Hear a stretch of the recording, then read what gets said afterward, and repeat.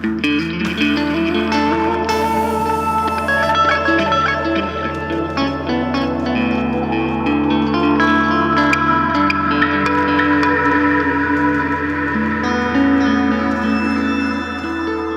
and welcome to day 83 of the 100-Day Project.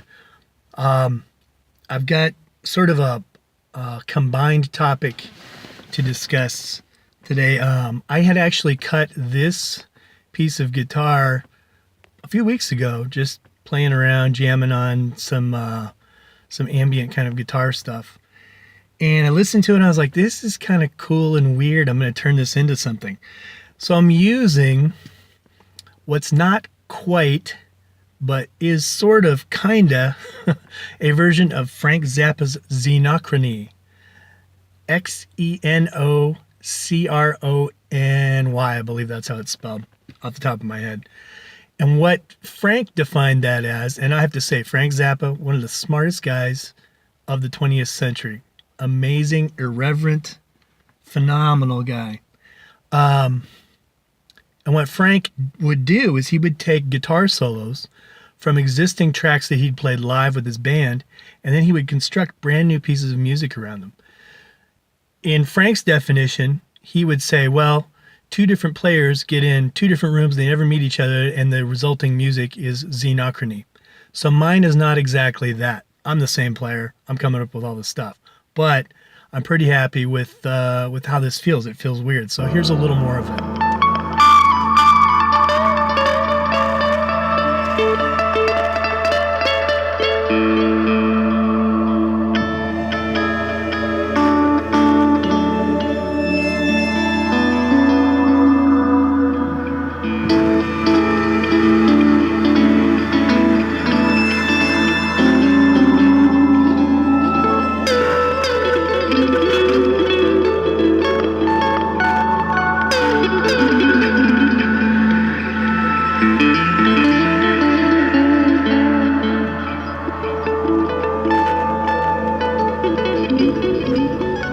All right, so yeah, this was an interesting thing. It's not the very first time I've ever taken a piece of music and welded it into something else, but I was a little more deliberate this time, and I'm going to end up doing a fair bit more of this, because sometimes when you're just on a guitar, you can create something really unexpected, a little weird, which this is, and then live with it for a while and take it in even different or weirder direction, or better, or more of a ballad. It's hard to say, but through this process of Xenochrony, I believe I'm saying that right, you can kind of accomplish stuff like that, and it becomes like a crossword puzzle.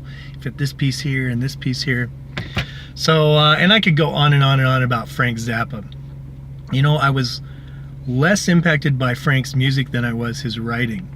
I read a series of interviews he did, probably, I'm gonna say, I don't know, 8 dozen times in the 90s, because everything the guy said was so incredibly compelling. He was just an amazing mind.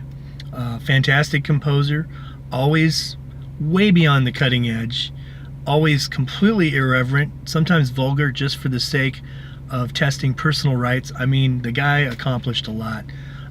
If he'd have run for president, I'd have campaigned for him. He was just an amazing guy. So anyway, that is day 83. I mean, is it 83? Yeah, 83 of the 100-Day Project. A little Xenochrony with Decaying Orbit Blues. So tomorrow I'll be plugging more into the Spaceport Cantina album and getting that road ready as quickly as possible. So thank you so much, and I will see you again soon. Farewell, friends.